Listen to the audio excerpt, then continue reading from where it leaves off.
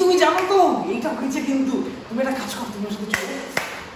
এই চঞ্চল, জিজ্ঞেস করো ওনার তো কোনো অসুবিধা হচ্ছে না তো? সব ঠিক আছে তো চঞ্চল? একটু দেখো, এটা একটুখানি দেখো।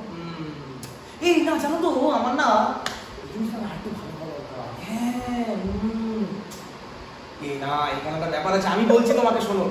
এইটা না এরকম, এইবার দাদা বোঝানো শুরু করবে, এইবার দাদা ডিটেলটা বোঝাবে। Right or wrong? একদম রাইট অর রং? তোমরা একদম ঠিক। আর দাদা না বুঝিয়ে তোমাকে ছাড়বে না, না বুঝিয়ে তোমাকে ছাড়বে না।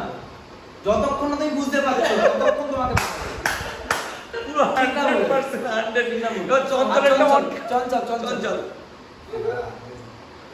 আমি দাদা ঠিক আছে একদম সেই পুরোনো সিনেমা।